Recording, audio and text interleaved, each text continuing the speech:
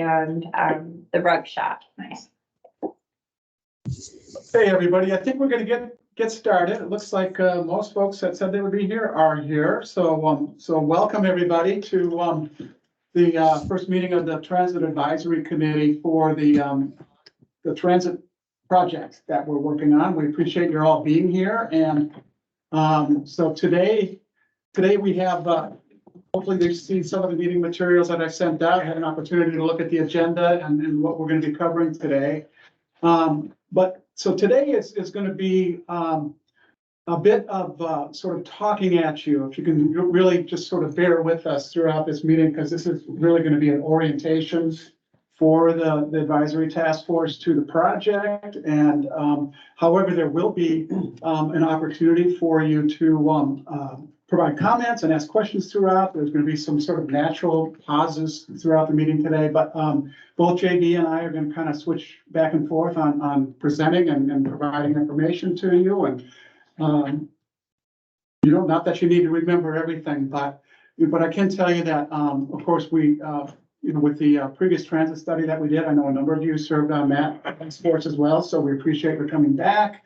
For those that are new, we appreciate you coming in as well. And so there'll be an opportunity, I think, for the previous task force members to get a review of some of the information that they were already aware of from the first study. And for those who are new to, I think, get enough information to understand where we're coming from and where we're going. So what I wanted to do today was just start out with introductions. And so we'll just kind of start out in the room here. We'll go around the table here, and then I'll call you out for those who are attending virtually. But what I'd like you to do is just tell us who you are. And if you can, in a sentence or so, why do you feel like expanding transit and community transportation services is important to you, your organization, people you serve? So we'll start out with you, Denise. Hello, everyone. My name is Denise Maroney, formerly Denise Perna. So if you knew me that way, hello again. And I am through the Keene Department of Health and Human Services through the New Hampshire Employment Program. So we are actually a service that's offered statewide, but I am specifically focused in Cheshire County. So this is very relevant to me, the task force. The reason that this does interest and the New Hampshire Employment Program is because we are employment focused. We want to make sure that people have access to jobs, that transportation is not a barrier, but also speaking for the Department of Health and Human Services, Medicaid, their programs as well, food stamps, child support would positively be impacted as well with people having access to transportation too. Thank you. Hello, I'm Liz LaRose. I am over at the Monadnock United Way and happy to be here. Glad to be asked. People that we serve in our community need good transportation. Our focus is specifically on children education and financial stability, but having that transportation is a key portion to being able to get your education as a child or as an adult, or be able to be financially stable because you have a job. And of course, it also affects your health. If you are stuck in a community and you can't get out of that community, it's not great for you for getting to your health care and just in general. So for us, we look at it holistically. And so it's a really important part of helping our community get stronger. And I just want to apologize ahead of time. I had a previously scheduled meeting that I can't undo, so I can stay until about 10 of, and then I have to go, but I'll make sure I'm available for the rest of the meeting. So I apologize. It's fine. Appreciate you being here. Frank DeVisi, Chair of MRCC, but also Sales Manager for Thomas Transportation. And we're always interested in ways we can improve transportation opportunities for people in the area.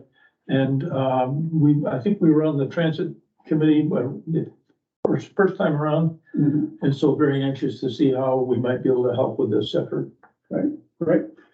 And I'm Terry Johnson. I'm with Southwest Region Planning Commission, and among roles that I play, I serve as a mobility manager on behalf of the Monadnock Regional Coordinating Council here as well too. So transportation, improving access is a part of my job, but it's also a part of my passion. Suzanne Bansley from Cheshire County, and I work with the grant writing for the county, and I would say that transportation pops up almost every time. If the grant is involving people in the community, it seems to be a common theme, so that's what brings me here. Trisha Cheever, the Energy and Community Planner for the town of Peterborough. Specifically, we have a good intersection of 202, 101, and we have commercial businesses that are interested in expanding public access for transportation, along with already having a bus stop along the Riverwalk that we would like to be used. And yeah, that's pretty much it. They were bus stop, no bus. Yes. I'm Earl Nelson. I'm a selectman in the town of Marlborough. And we have some senior housing area projects throughout the downtown, and having transportation, to and from is obviously a big reason why we're here. My name is JB Mack. I'm the Assistant Director at Southwest Region Planning Commission, and with Terry, I'm on the team that's staffing this advisory task force. I've been a transportation planner for 20 years, and I've heard for 20 years we need more public transportation, so that's why I'm here. So for those of you who are online, I'm just going to go down our list here. So starting with Fred Butler. Yeah, good morning, everybody. Greetings from Concord. Yeah, thanks for the invite. Yeah, we have various funding programs for the general public, for seniors and individuals with disabilities, but they essentially all require a local match, and that is often a limitation of expanding transit service. So it's yeah, we're here to see what the ultimate request is. We'll work towards getting federal funds and help advocate for making the case for local funding. So again, thanks again. Charlie Pratt. Good morning. My name is Charlie Pratt. I am the transportation manager at HCS and Keene, responsible for the public transportation that you all are talking about, and also for all the friendly buses and stuff there. So it is our passion and it's my life here. And so that's why I choose to continue to be on this board. Ellen Avery. Hi, everybody. Can you hear me? Yes. Great. My day job is I'm the executive director for Community Volunteer Transportation Company, otherwise known as CVTC. We are our sole program is our volunteer driver program. We've been around since 2008. JB and I and some others were part of the think tank that brought CVTC into being, and we haven't looked back. CVTC serves all of the Monadnock region, and for us that's 34 towns. That's all 23 Cheshire County towns, as well as 11 towns in Hillsborough County. We go as far east as Mason, and we go as up 202 to Antrim, Francistown, Bennington, and that area. And I would like to say, is the program that serves those 34 towns, for me, there's there are limited, if no other options for a good portion of these towns in the Monadnock region.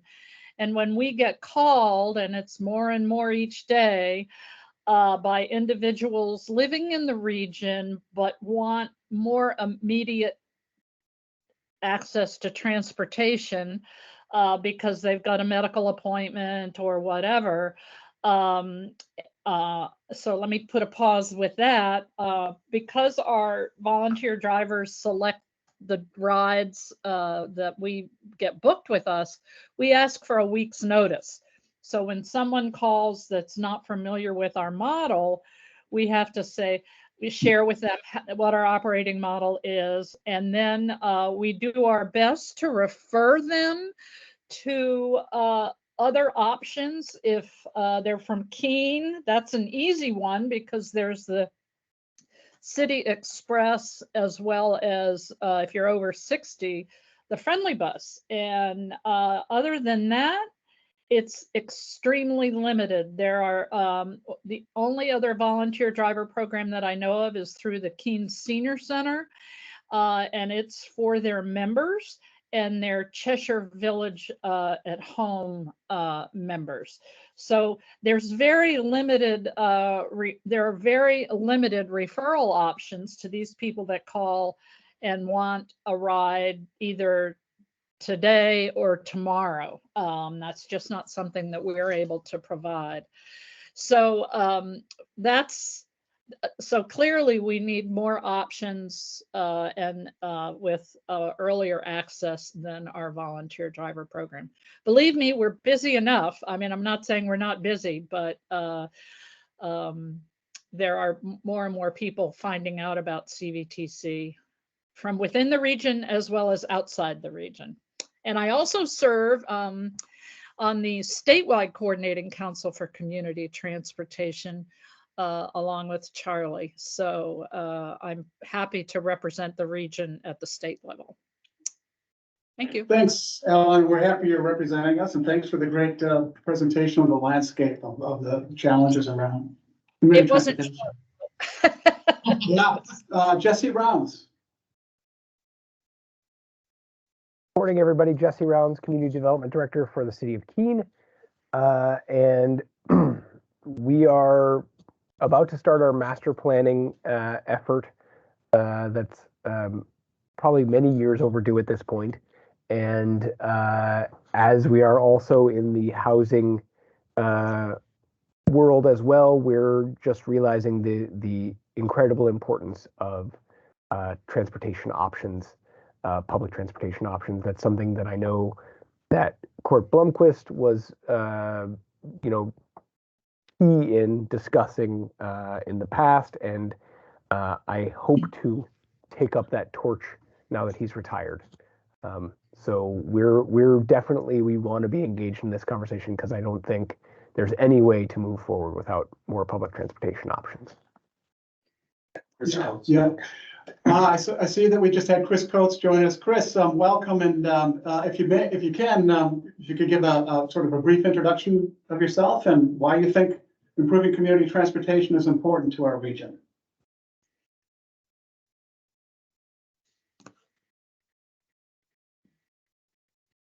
Chris, I don't know if you're talking, but you're muted. All right, let's go on to John Frederick. Hey, good morning, everybody. John Frederick. I'm town manager for Jaffrey, and as we all know, being in this rural area, mass transportation options are extremely limited, and the volunteer organizations, as you heard from Ellen, bear the brunt of the responsibility of trying to get people around. And this will become an increasingly important issue as we continue to age here in this corner of the state. So looking forward to being here, and thank you all for your interest in this issue. Thanks, John. Michael Branley. Good morning, Mike Branley, Swansea Town Administrator. Public transit is important for Swansea because we have several multifamily housing projects currently, and then over 500 units in various states of construction, some of which are workforce and some of which are age restricted. So I think an existing need is going to be exacerbated in the future. So look forward to hopefully being part of the solution. Rick Ekstrom. Good morning, everybody. I'm Rick Ekstrom. I'm a resident of Fitzwilliam. I guess I'm wearing a couple of hats on this committee. I work with Southwest Region Planning Commission as our region's community housing navigator, specifically working with the towns of Chesterfield, Hinsdale, Winchester, and Fitzwilliam currently. But I'm also representing I'm on the board of the Monadnock Economic Development Corporation. And so I'm obviously interested in the impacts on better transportation systems, on workforce housing, affordable housing, and also the importance of economic development in our region and what transportation means for new jobs. And finally, the implications for a better transportation system on our climate resiliency. Thank you. Roland. Roland Russell. I work at Antioch University. I'm also on the city's pedestrian and bike path advisory committee and have been on other iterations of this group over the years. I'll piggyback from Rick in talking about Antioch and why this is important to us in that in our mission, social justice, environmental justice are really important. So addressing climate change, lowering our carbon footprint, finding equitable and affordable transportation options for people with less resources are really critical to our mission. It's also very critical to our employees and our students. We've never had dorms. Everyone commutes, many from out of state, adjoining states. Great, thank you. Susan Ashworth. Good morning, everyone. I'm Susan Ashworth with Home Healthcare, Hospice, and Community Services. I work with Charlie on the City Express, Friendly Bus, and the Medical Express program. We provide over 25,000 trips a year, primarily in Keene, but there isn't a meeting that I go to that transportation doesn't come up as a need in our community for all of the reasons that have been stated by so many of you. So we're always committed and interested in trying to enlarge our transportation system to reach more people within the constraints of financial sustainability for transportation. So thank you for the invitation. Thanks, Susan. Terry Palmer. Morning, everyone. I'm Terry Palmer. I am the statewide mobility manager. And like what all of you have said, I could just say ditto. Everything you guys said is why I'm here. But I work very closely with Fred Butler, New Hampshire DOT, and also the State Coordinating Council, and all of the mobility managers, all of the volunteer driver programs. I'm kind of the, I kind of see what happens everywhere in the state. And so there's some things that I might be able to bring to the table that are happening somewhere else that might also work here. I also work with other statewide mobility managers, and they may have something going on in one of their states that would help in areas in our state. So very happy to be here, and hopefully I can help you guys kind of piece it all together with the funding part and also what's best for your community, because that's the ultimate goal, right? Is to do what's the best thing for your community. So thank you. And last but not least, Tricia Zahn.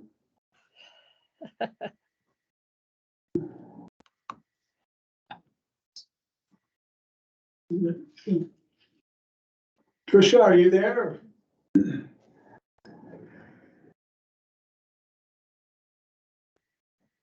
Well, let's try going back to Chris Coates one more time. Chris, if you can hear us there and you want to introduce yourself, that'd be great. Chris Coates, County Administrator, Cheshire County. As you all know, Cheshire County is a rural county, a county that struggles with isolation. And so anything we can do to support anything that allows individuals to have the opportunity to be able to be mobile is a good thing. At the same time, our carbon footprint is always a current concern to us. I'm also chair of the Keene Housing, and know that a lot of our residents struggle with the inability to be able to get to where they need to. So I look forward to the conversation, and if it's anything like we did with broadband, where we took and we were one of the least connected counties in the state of New Hampshire, and all working together, we were able to now become one of the most connected counties in New Hampshire. I am excited by the opportunity. Great, excellent. Before we jump in, Ellen, I see you got your hand up. Did you have a question or comment? Yeah, first off, I like the fact that Chris was calling from car.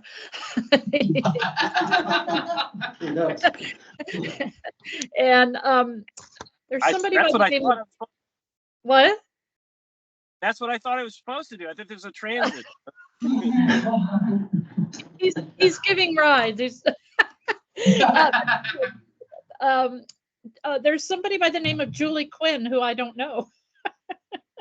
I didn't get her introduction. I'm here. Oh, did I miss you? I'm sorry about that. No problem. Hi, I'm Julie Quinn, Care Coordination Manager at Monadnock Community Hospital. I work with population health and transitional care management. So transportation is one of the top issues that we see consistently when it comes to patients and their healthcare access. So whether that be the way that patients access their preventative care, or maybe they're admitted to the hospital and can't find a ride home. So I'm really excited to kind of give my input and see if we can come up with solutions. Right. Well, thanks for Ellen. being here. It's great to see so many people with a lot of knowledge and a lot of expertise to bring to this project. And you know, like Julie and Ellen and everybody, most of you, we see each other and many other coalitions and collaboratives as well too. So, we're going to just kind of jump right in. I'm going to share a presentation with you here. And as I said, JB and I are going to go back and forth a little bit on this, but let's go ahead and get this started. So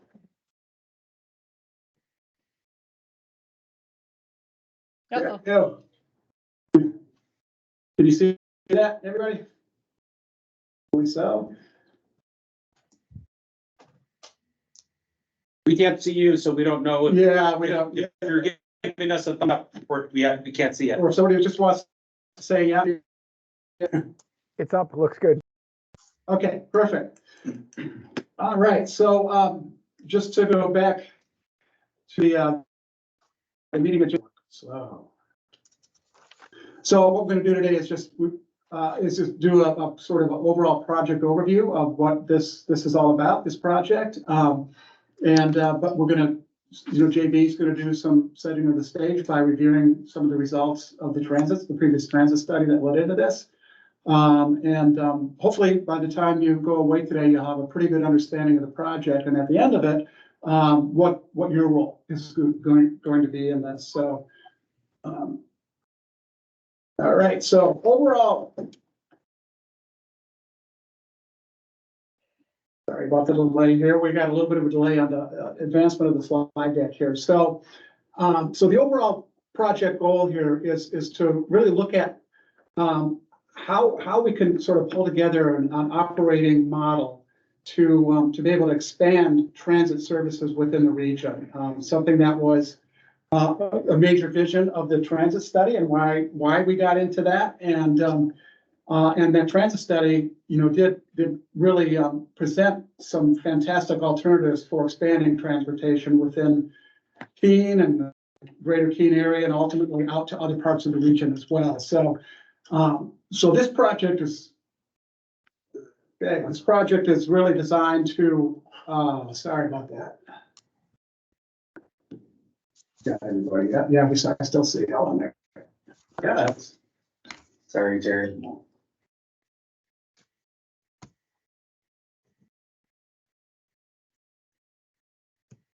You have the HDMI cables in there, or should we do it remote?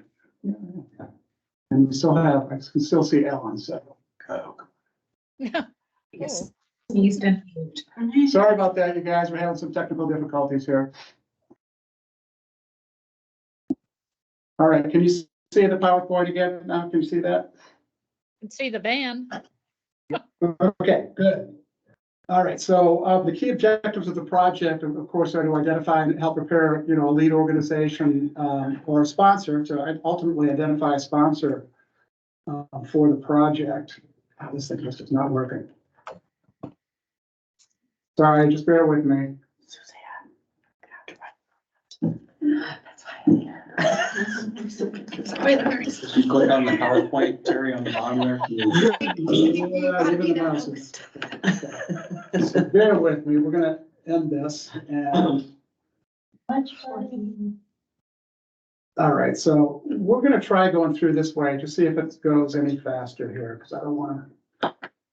You don't want to anger Exactly. God forbid we enter technology or a slide deck. So the overall goal here is to really, look at ways that we can put in place a transit system that will allow us to expand some of the alternatives that were presented within the transit study.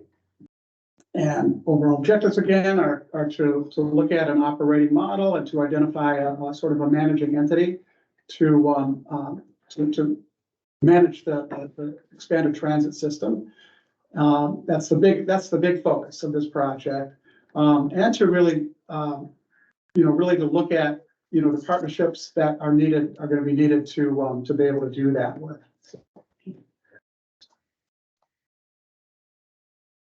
Just do it, don't do it. Yeah, I know.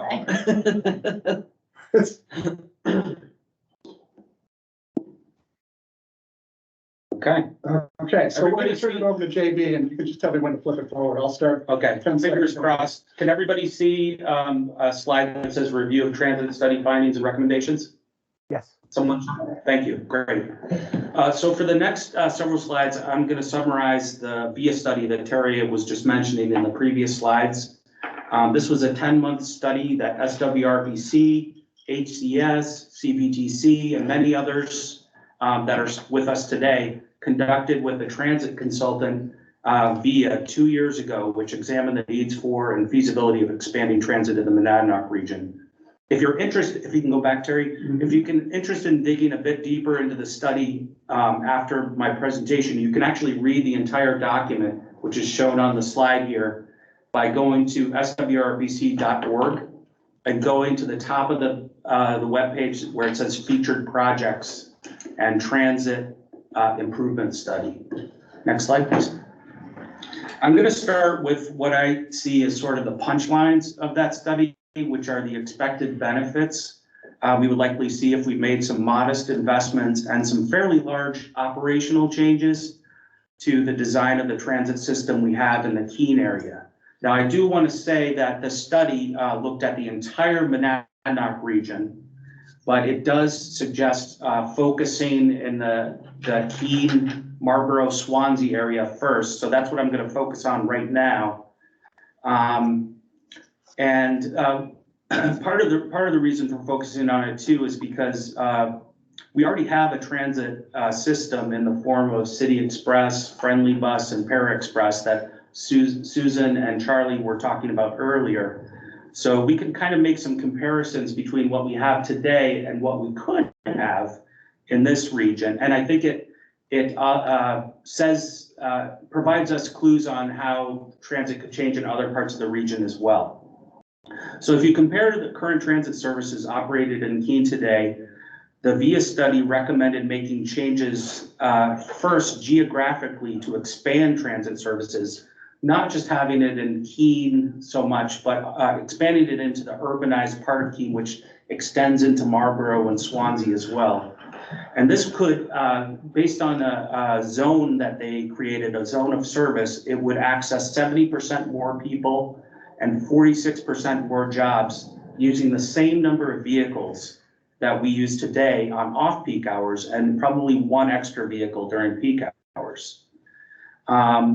The service area would, based on their modeling, which is based on other similar transit services that VIA has seen across the country, daily ridership is projected to increase 65% to 85% at a cost increase of 19% to 31%. So when you look at those two sets of percentage numbers, you can see you're getting a lot of efficiency, a lot more bang for the buck with just a little bit more investment.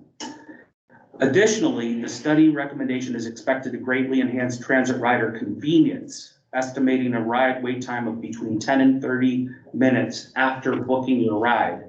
You heard Ellen talking earlier about the volunteer driver program. Out of necessity, people have to book a ride 5 business days in advance. So this is more of a quick booking. The other The other thing that I wanted to say is that using constantly updating algorithms that track ride performance, the service would optimize groupings of rides for people going in a similar direction, so that riders would experience more direct rides to their destination. The potential economic, environmental benefits and social benefits are compelling. With these kinds of improvements, we could open up transit to many more people that might consider it, that aren't considering it today. One of the things that would affect everybody is their pocketbook. And I wanted to ask if anybody is aware how much a average family household spends on their vehicles per year. Anyone know the number or close to the number? 12,000. That's very close. It's 11,450 as of the 2022 Consumer Expenditure Survey. That's about 14% of an average household's income. Wow. An average household has about 2 cars. And if so average household has 2 cars. If your income is high, that's affordable. If your income is very low, or even if you're middle income, it starts getting more expensive for you because the cost is a fixed cost, right? Next slide, please. So the service that Via Study recommends for Keene and in other places is called microtransit. Microtransit is a demand response service. That means that the transit system vehicles' movements are based entirely on ride requests. When people think of transit, they often think of a bus following a predictable linear route, stopping at parts of town at specific times on a predictable schedule. Well, microtransit is predictable as well, but in a different way. Instead of operating on a linear route, it operates in a defined zone. A rider can use the service to go from any point in the zone to any other point in the zone. This isn't a new concept, actually. HCS's Friendly Bus, if you're familiar with that, which is a service that they provide for seniors and people with disabilities, operates in a zone too, and is based on what the demand is for rides. So it's the same in that respect. But what is different with microtransit is how it leverages technology. On the one hand, microtransit utilizes smartphones, allowing riders to book rides through an app. These apps also track the movement of a vehicle that's going to give you the ride, letting the rider know when the vehicle is approaching them. The other aspect of technology is that it uses algorithms to optimize each ride request by grouping riders going in the same direction and guiding drivers whether to pick up other people along the way or head straight to a destination to ensure that a specific ride is within a certain amount of length of time. So it's still convenient for all the riders. So microtransit is essentially a blending of ride-hailing services like Uber and Lyft with a public bus, usually using smaller vehicles than a traditional bus system that you might see. At the bottom of the screen here of the slide, you can see that it's sort of how this works, starting from a request from a mobile app, or if you're not a smartphone user and you prefer to use the phone, that is an option as well. And then it dynamically routes those rides, picks up the rider, you share it with other individuals along the way, and then get dropped off. Next slide, please. There are actually 2 different kinds of microtransit, and both of these kinds of microtransit have been recommended for our region. On the left-hand side of the slide is something called on demand. That's essentially what I was just talking about, where you book a ride when you need it. Usually they guarantee 10 to 30 minutes, you can get that ride to get to your destination. And it tracks a vehicle on an app. You would receive updates, like a text message, basically 2 minutes when the vehicle's 2 minutes away. This is kind of like Lyft and Uber. And then when it arrives, so a person could actually be inside their home, let's say it's this time of year, and waiting for that ride. They don't have to wait on the curb necessarily for the ride. And this is that's a great way to do things in places like the Keene zone that was proposed through the study. It works better in smaller zones where vehicles don't have to cover large distances, and in places where there's density of jobs, people, shopping, services, those kinds of things. On the right-hand side is an alternative approach to microtransit, which is called pre-book demand response. And this is for zones that are much larger. So in the study, we looked at an eastern Monadnock zone. We looked at a zone that extended from Keene down to Winchester. In this case, you would probably book a ride in advance, generally a day before the ride, get confirmed with a booking window. And then you would, you'd have this information that would be texted to you. This is when the rider is going to be here, and this is when the rider arrives. You could track the vehicle and so forth. So next slide, please. This form of transit is expanding around the country, and we, SWRPC was actually inspired to look at this because of a program that was started in nearby Montpelier, Vermont, where they started this microtransit project. You can keep scrolling because there's some points on the left there. You can go all the way to the bottom there.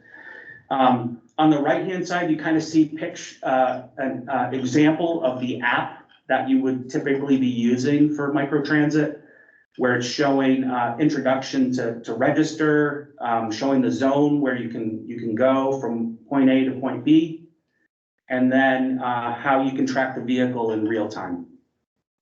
So Montpelier's experience has been relatively good. They actually launched this during the pandemic, and they actually were able to approach their original ridership during the pandemic, which was very unusual. Transit agencies across the country during the pandemic, there were a lot of people afraid to ride in vehicles together and catch the COVID-19. And it was relatively affordable. They were able to make it work for just a little bit more investment. There are several other, actually Vermont is I guess on the cutting edge in northern New England for microtransit, and they've also launched another service in Windsor, and they're also looking at doing it around the Brattleboro area as well. Next slide. So one of the things about the VIA study was that, before looking at potential options and improvements to transit in our region, it wanted to first understand what we have for existing services. So on this slide, we're showing the red and black routes that HCS operates for the City Express. The City Express is a public transit system. Anybody can ride it that wants to ride it. One of the routes moves in a clockwise fashion, basically around the city, and the other one moves counterclockwise. There's a little bit of redundancy between the two routes, and it takes roughly an hour to get around the route. One of the things I want to point out here is this is via analysis where the circles represent origins and destinations and the popularity of those destinations. So when you have a larger circle, the more popular it is. One thing I want you to think about if you were thinking about using the system, you would go around the route to get to the system, but it could take up to an hour. So fixed route has worked fairly well here, but there are, it was the opinion of the study based on modeling that because different origins and destinations are spread around the community so much, that demand response might be a better way to get people faster to their destinations. Next slide. Okay, on this slide, more services that HCS provides. On the left-hand side is a map of the Friendly Bus. I talked about that earlier. That's for seniors and people with disabilities. That is demand response. So it's not moving in circles around the city. It's going directly from origins to destinations, sometimes picking people up on the way, going in the same direction. And this is what's called a heat map. So the larger the circle and the more yellow, the more popular those rides are. The lines on these maps represent the trip from origin to destination, the direct trip, as the crow flies. So obviously, the buses aren't going through forests and things. They're using the street network, but it just kind of shows origins and destinations. One thing that I wanted to point out about this is that if you take a moment to think about all the people's trips, the lines, and how a linear route would add a whole lot of extra time to get people to their destinations. You can also see the limitations of a linear route where so many destinations are spread throughout the zone. So there's a whole lot of walking a person would probably have to do to get from a bus stop to where they're located. Sometimes there might not be adequate sidewalks, or during this time of year, the sidewalk might not have been plowed. On the right-hand side is HCS's a heat map for their shopping shuttle. This is a dedicated trip for residential areas to Market Basket. So it's an example of grouping rides from specific origins to Market Basket. Think for a minute the difference in convenience for people that take the City Express to Market Basket versus people here that kind of get a direct link to Market Basket. So it's that's what microtransit would be more like. Next slide, please. All those ones there too. In addition to studying HCS's services, VIA looked at CVT services. You heard from Ellen earlier, and these are heat maps showing the services that CVTC provides.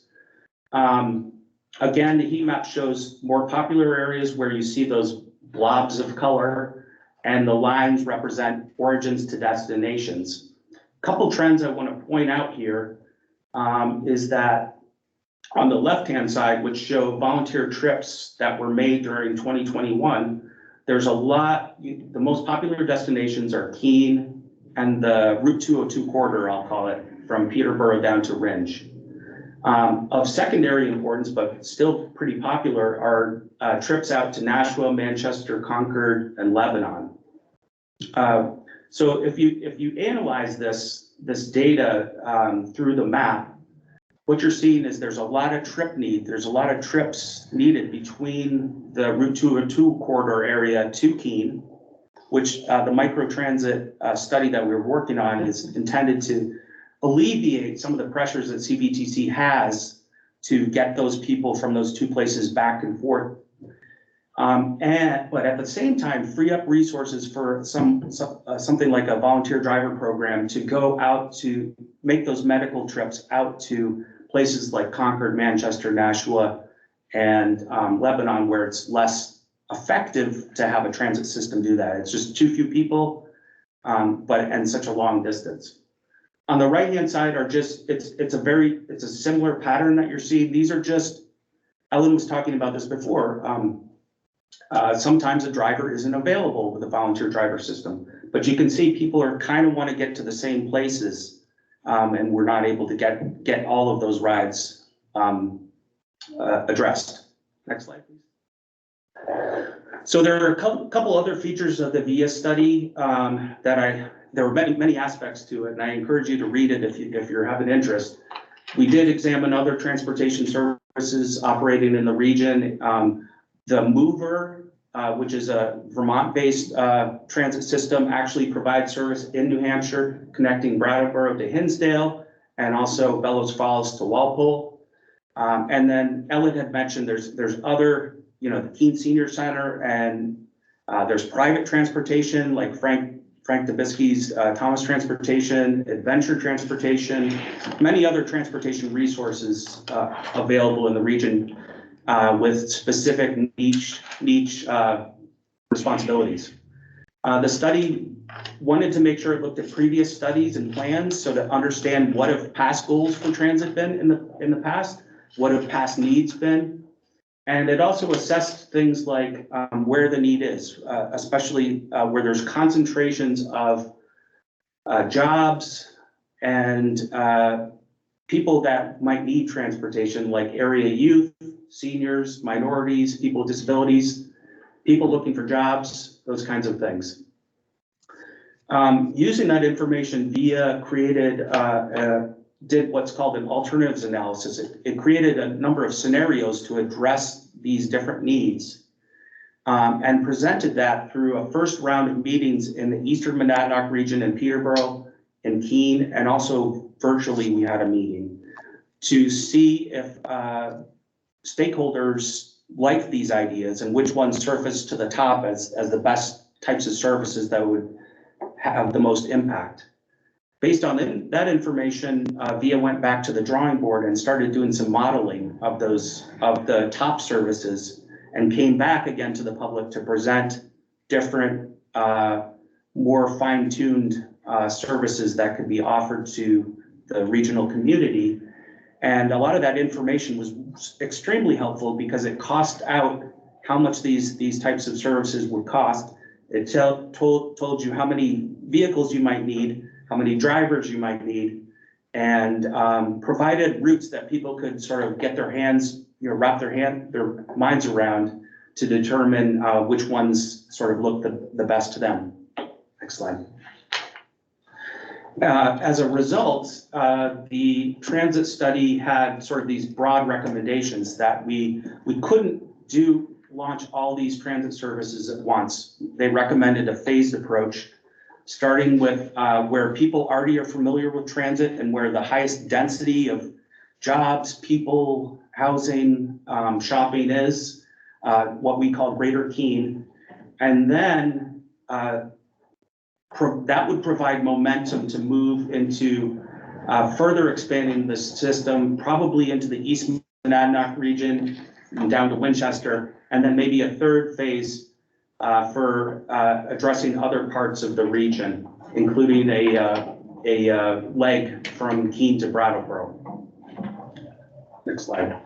The other thing that the VIA study did was we kind of at the end of the conclusion of the study, we talked with existing transit providers, and it was pretty clear that the existing transit providers that we have sitting around the table, at least now, don't have the resources or maybe aren't best positioned or set up to take on a project of this magnitude. So it talked about different ways that different types of organizations that could host a transit system, either by managing it themselves or sponsoring it by working with a third-party vendor. That's often called mobility as a service. That, you can go to the next slide. That concludes my section, and I know it's a fire hose of a presentation, but we did set up some time here if anybody has any questions, wants to ask any questions.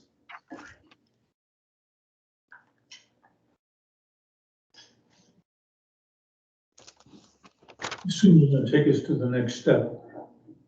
We're going to talk about that now. Yeah, but I just wanted to give some background about what the vision for community transportation was first.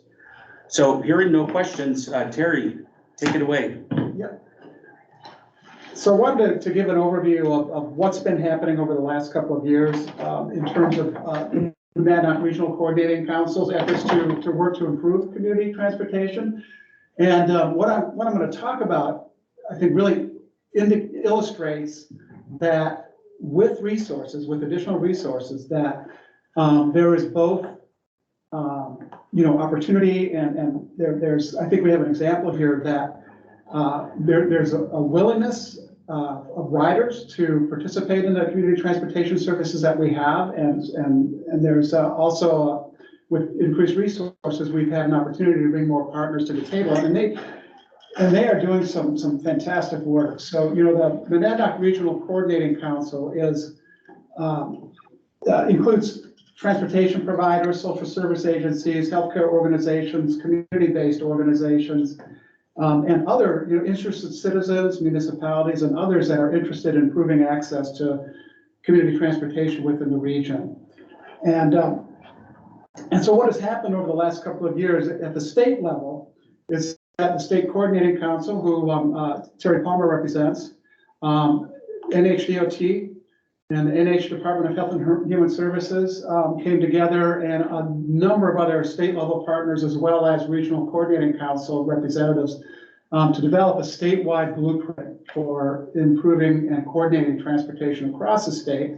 And that translates down to each of the regions. There are 8 regions in addition to the Monadnock Regional Coordinating Council's region that are focused on what we are here as well too. And as part of that, there were some pretty incredible resources that were brought in. NHD, HHS was able to, for our region, was able to actually give us $530,000 over a 2-year period. We're moving towards the end of that right now, for the purpose of increasing mobility management services. So that's one of the roles that I played. We've never had full-time mobility management services, which basically is the responsibility of the mobility manager is to work with transportation providers and interested partners to coordinate the transportation services that are happening within the region. So there's a lot more of that that's happening right now.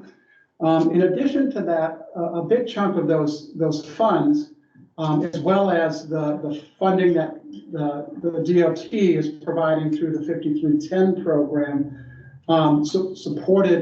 has been supporting new and expanded transportation services for the region.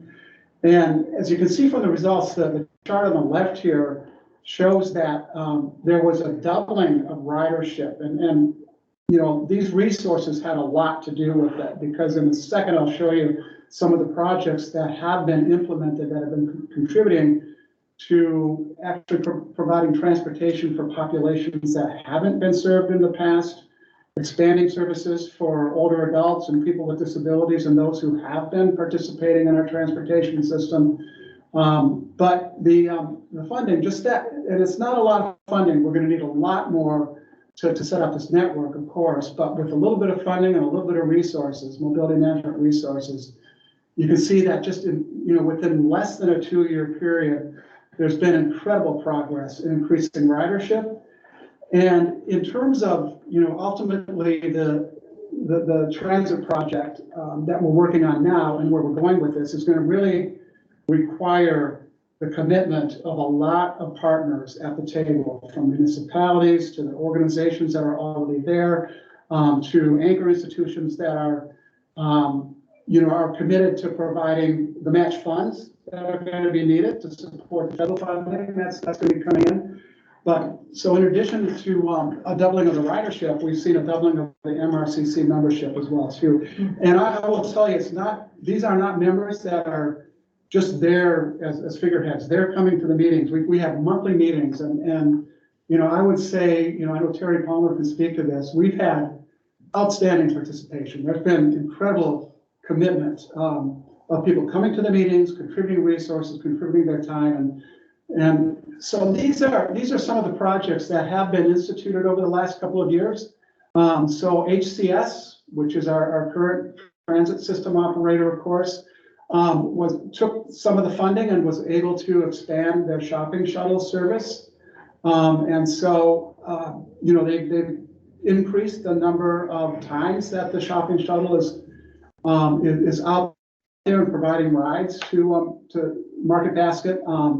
There are serving more communities as well too. I mean, the services are available to folks that live in Keene and Swansea.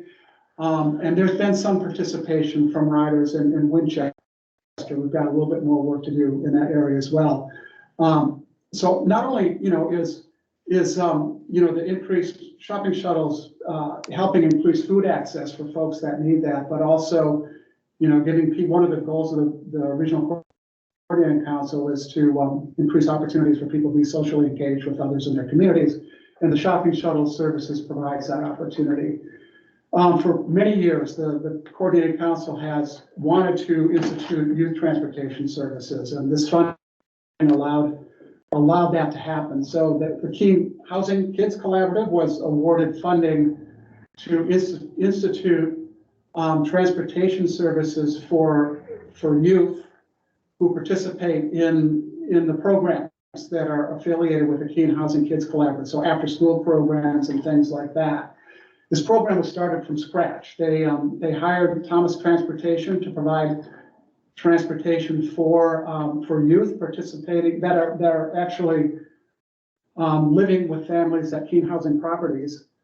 These are low-income youth that, otherwise without this service may not be able to access some of the programs that are available through Keene Housing Kids Collaborative and their many partners.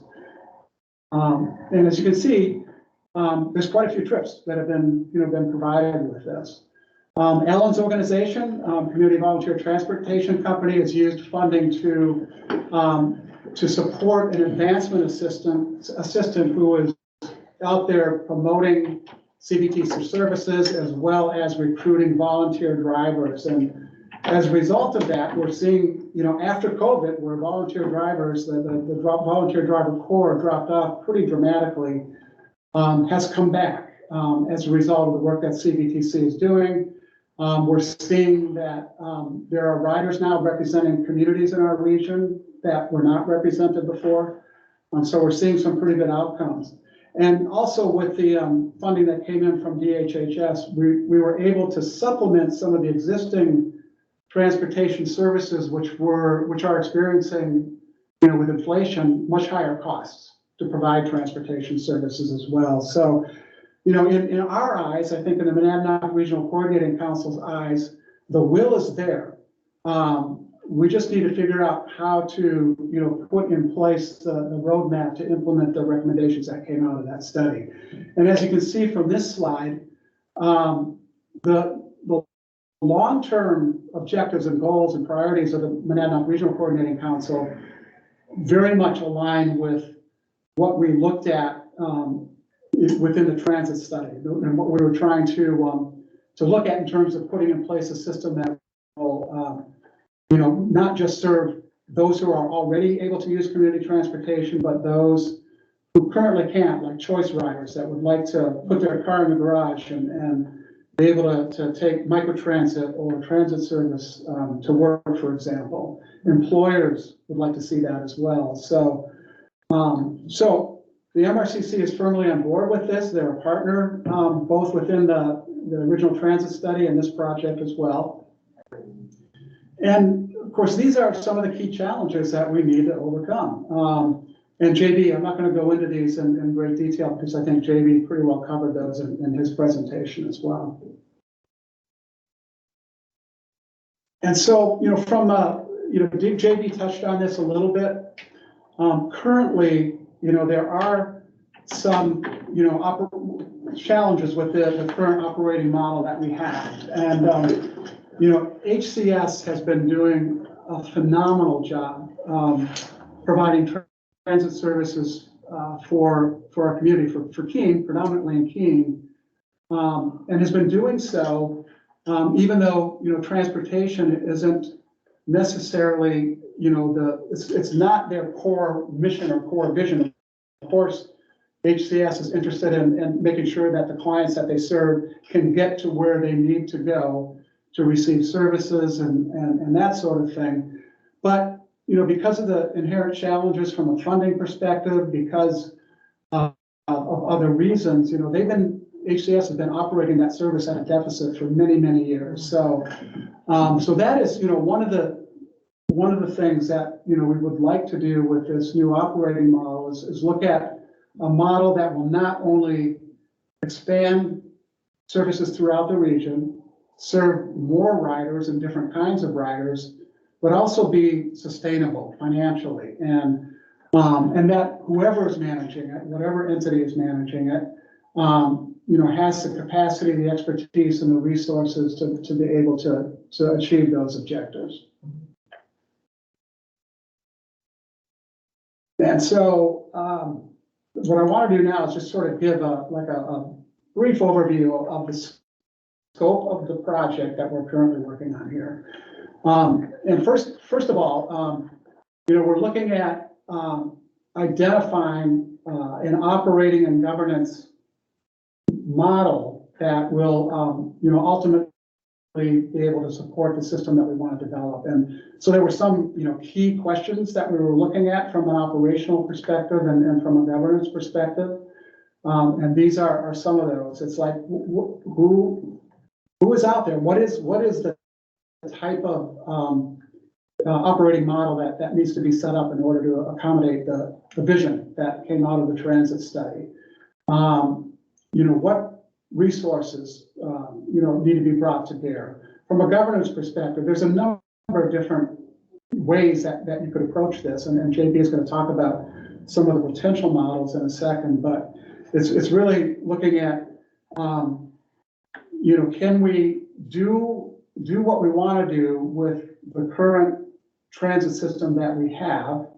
Or do we need to, to figure out another way to do that? And so that's what this project is all about. So, in terms of the project scope and the advisory task force involvement here, there are a number of phases to this project, and while this is timelined out here, we realize that, with your input, and the input ultimately of a consultant that we're going to bring on board to provide assistance with this project, that we're going to move through some of these activities, maybe at a little bit different pace. Maybe we'll move a little bit quicker on some of these and maybe a little bit less so, but we're prepared to take your input and the consultant's input, and to do what we need to do to make this project happen. So, so the first phase was information gathering and consultant procurement. And so we've done some preliminary research already in terms of setting the project up for the remaining activities, and JB is going to talk about what came out of that, what we're finding so far.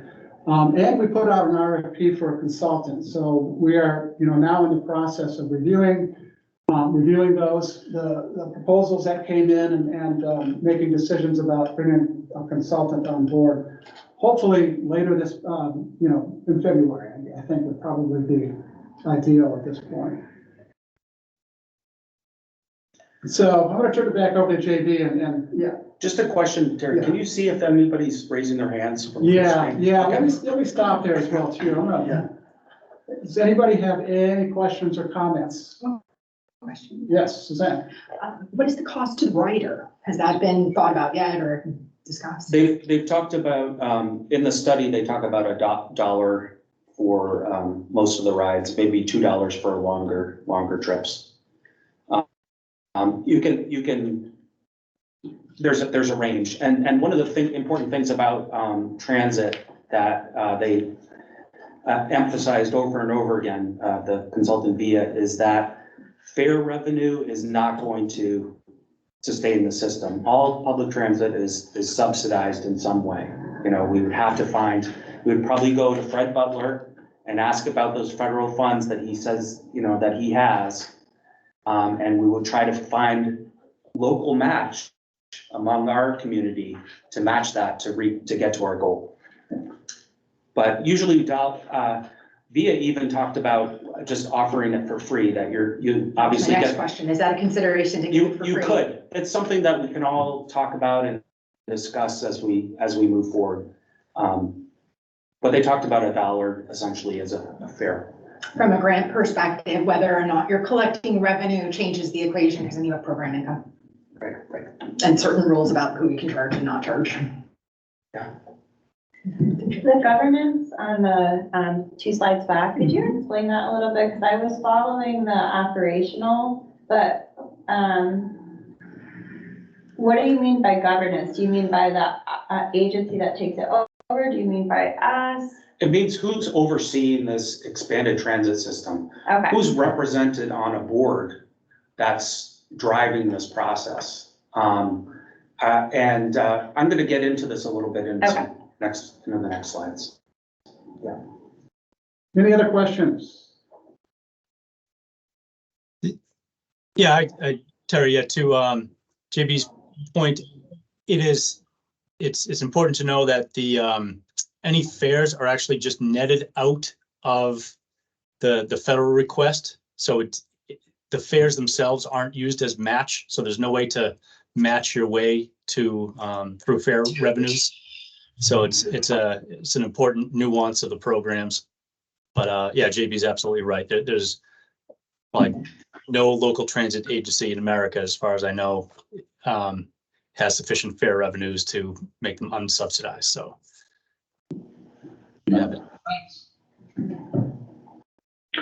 Yeah, and I think the way of looking at that, there could be political differences on the approach to that, but I think what a lot of transit people that support transit, the way they look at it is they look at it the same way you look at roads and sidewalks and other public infrastructure. It's just that it's a service, but it's still helping people get to where they want. It's a shared resource that everybody's investing in.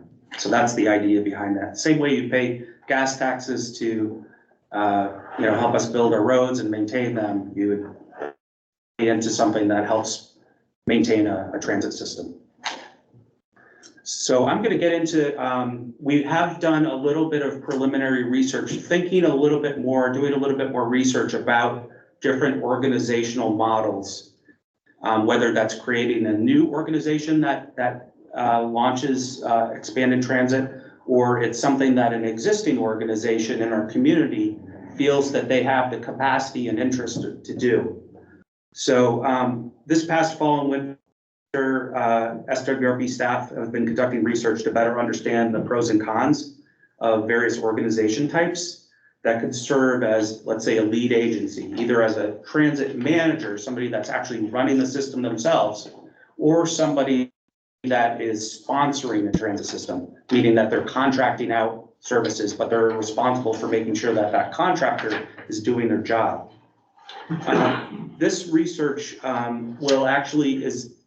is still in draft form, so this is a sneak peek, but we expect to finalize this in the next couple of weeks, and we'll share that with the task force. So the research that we did basically was a literature review and interviews. We looked at any relevant literature that talked about how important is an organizational structure and culture to having a good sustainable transit system. And we also did, as I said, interviews with transit industry experts. So these were people that manage transit systems themselves or are transit consultants that advise transit agencies on their businesses. On the left are the different types of organizations that we explored. So there are 5 different types of organizations. What if a municipality such as, and Jesse, I'm not calling you out here, but let's say Keene, for instance, what if it took on this responsibility? So that's what we mean by that. County, what if Cheshire County took on this responsibility? Nonprofit, what if HCS or Southwestern Community Services took on this responsibility? And then the 2 organizational structures at the bottom are 2 creatures of state law in New Hampshire. One is a regional transit district, which again, I'm going to get into this a little bit, but it's basically a bunch of municipalities forming a district and working together to create a system.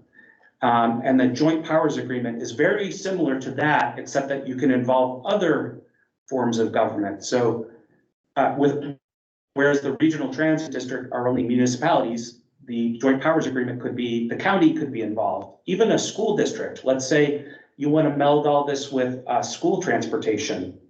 Then there could be a joint powers agreement with school districts, towns, county, whatever. On the right-hand side are research questions that we use to sort of guide our research when we're doing the literature review and talking to experts. And these were based on kind of core objectives. You see those in the center of this graphic here. We know that we need, if we're going to do this, we have to be financially sustainable over the long term. So some of the things that we want to look at is, do these organizations have, how do they get revenue? Do they have taxing authority? Can they bond? Do they typically need to apply for grants? Those kinds of things. Do they have the ability to, are they the right organization for our vision, which is to expand over time?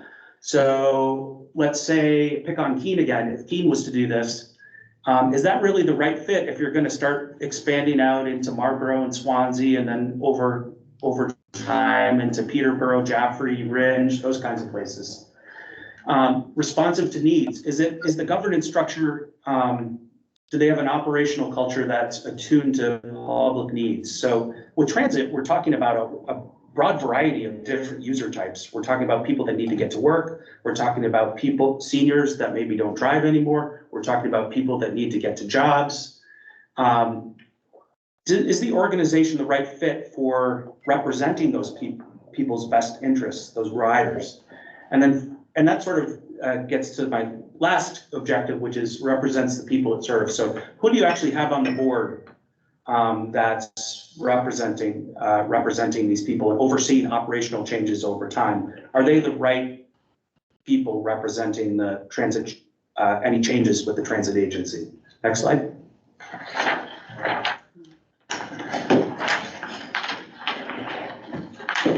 So one of the we've brought this up already, but one of the things to also consider is for each of these organizational types, that organization could be a transit manager. They're doing the management of the transit system themselves, or they're farming out services. They're a sponsor.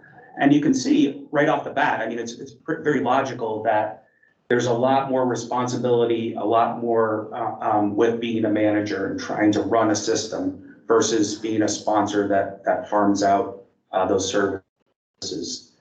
In our research, we found 3 types of ways of contracting that are typically done across the United States.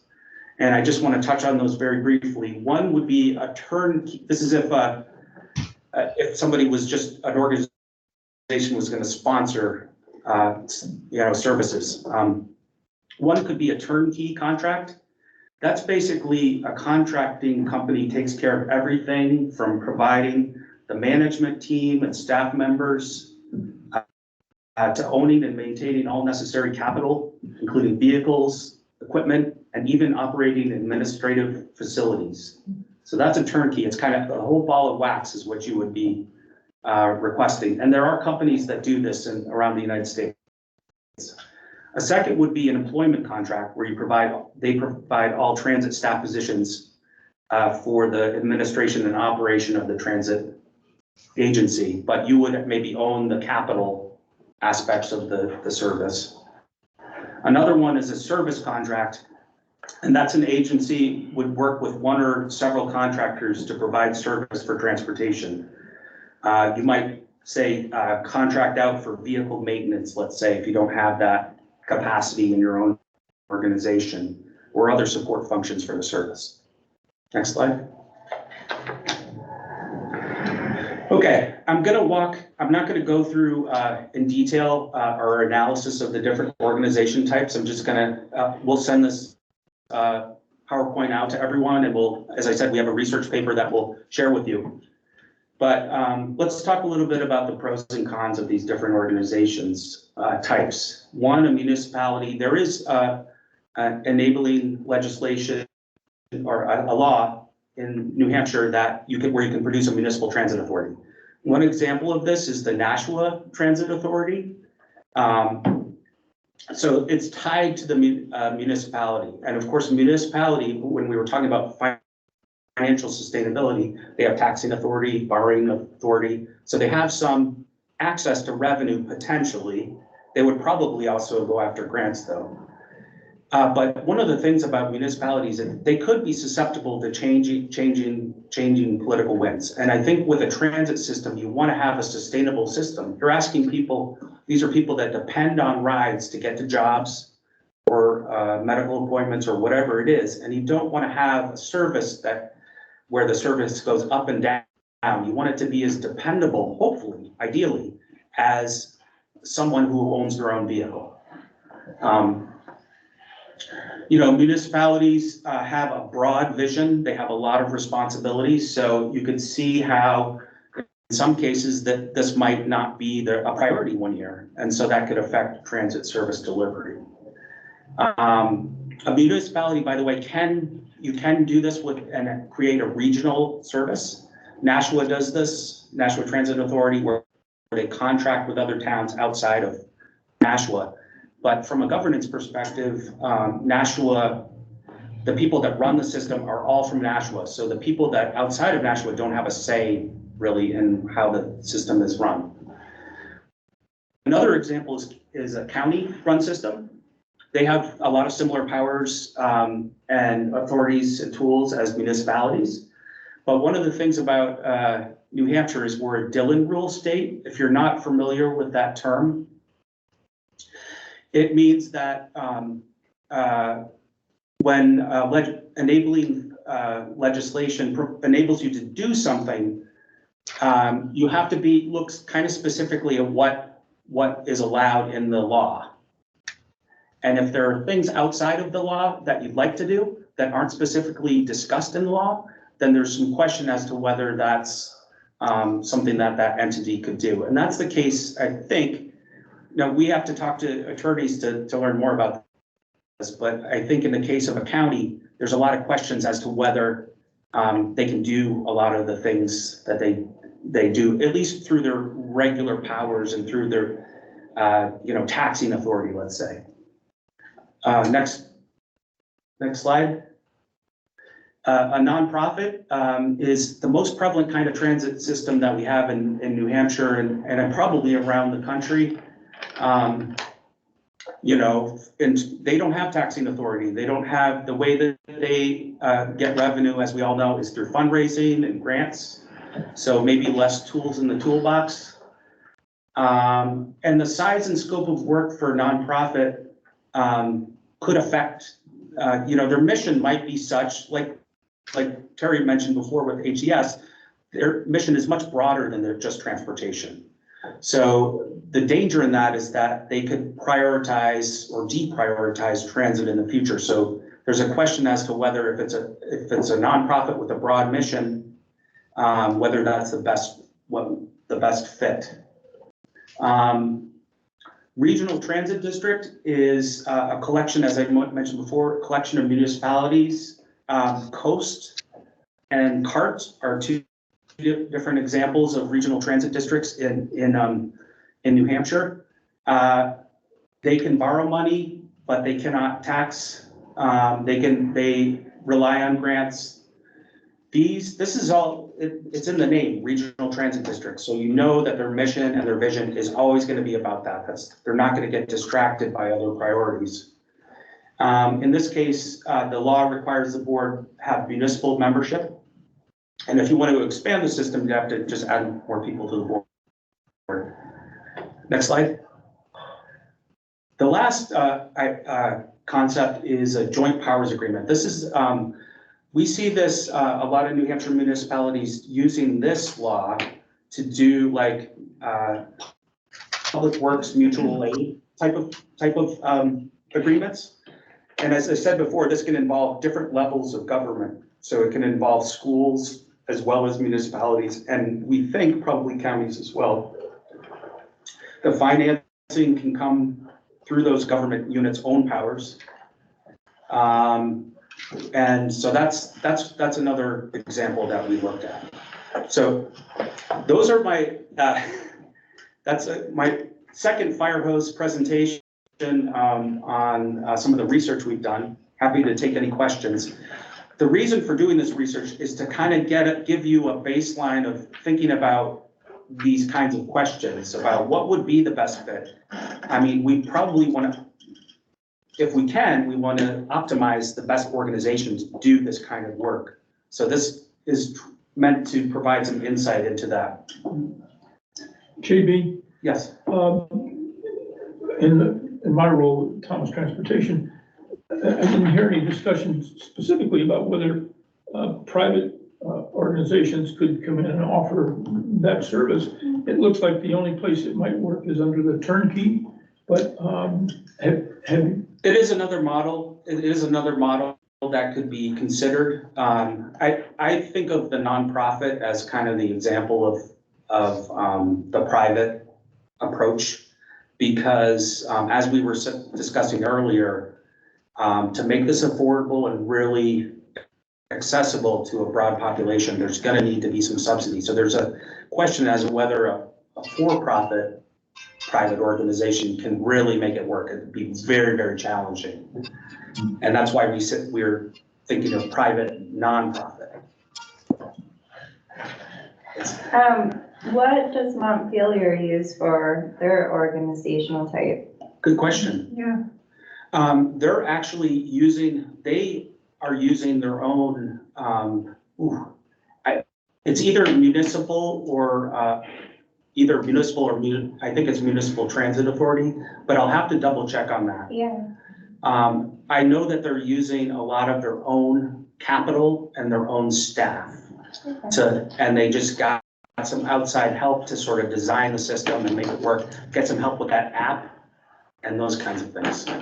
Because when I think of all this, and not to throw any names out there, I apologize, but the Department of Transportation, right? Something for funding for that? It seems so obvious, because I've not even been thought of yet. The Department of Transportation running Might be a good spot. transit system. Yeah, because then you just put a project manager role into that and then they organize it. Yeah, Well, sounds like our work is done. Well, you could ask Fred Butler about that. He's on the call. Yeah. You didn't hear it from me, sorry. Yes, no, so I can't say we don't get into that at all. We contract for our commuter services, like Boston Express is a completely state-owned service. But that was probably a one-time thing that was part of an environmental agreement with Federal Highway related to the I-93 project, essentially. But in terms of these regional needs, we pretty much just pass through the grant funds. And that's, I can't imagine a scenario where we would take an active role in actually starting up a state service, essentially. But it's worth a shot. So. Yeah. There's a shot. Fred, correct me if I'm wrong. So the state of Vermont provides the funding for all of their public transportation. And then they also have transit authorities. And I'm not really sure which contract, what they use. But that's one thing, one very nice thing about Vermont is, their public transportation is pretty much paid for by the state. But so, and the other thing too is like, I've been following very closely the Windsor microtransit, and they found that, even though they had the store, they had the hospital, their ridership was relatively low. Once they increased their zone to now connect to advanced transit, now their ridership is, skyrocketing. So, it's kind of like this, JB and Terry said it perfectly. It's going to be a pilot project. It's going to be trial and error. As you guys all know, whenever you start something new, there's always, oh, this isn't working very well, but this is working amazing. We need to increase this. And that's what they found in Montpelier as well. That, if they moved one of their fixed routes to microtransit and it wasn't doing all that great, and they actually said in their report, they're like, we should have left one of these fixed routes as a fixed route. So, I mean, whatever model you guys come up with, or that your communities come up with, it's going to be trial and error. So just keep that in mind too. It's not going to be perfect as soon as you roll it out. There's going to be some things that you'll have to tweak. Absolutely. Yep. Mm-hmm. Any other questions or comments? Oh, we threw a lot of information at you today. Ellen, were you going to say something? Thank you for noticing that I was trying to turn my mic. One point I would like to make, of course, being over here in the Eastern region, we're happy to be, I think I can speak for the people that are representing the towns in Hillsborough County. I think it would, and I'm happy to help with this if the group agrees, but we have people from the county here, Cheshire County, but I think at this stage, it might be interesting. It might be a good idea to get some folks from Hillsborough County.